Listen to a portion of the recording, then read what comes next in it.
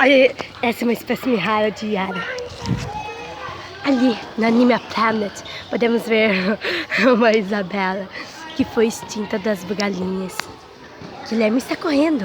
Por quê? Porque ele não quer ser morto. Guilherme é um panda. Podemos ver que ele é um panda bem evoluído. Ele está com o pau dele, com o tronco. Ele é um homo sapiens. Podemos ver meninas. Eu tô tirando foto. Eu tô esperando o Guilherme. Guilherme. Conseguiram habilitados pelo governo. Aí chama agressão física e mental. Guilherme. Ela já reservou vários, ó. Ó. Viu? De 2 já virou pra 4.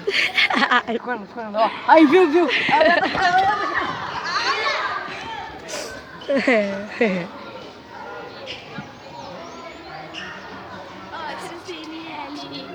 Olha.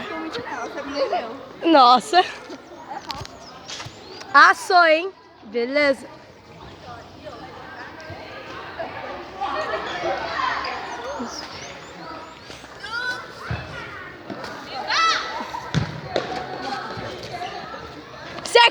Cerca ele!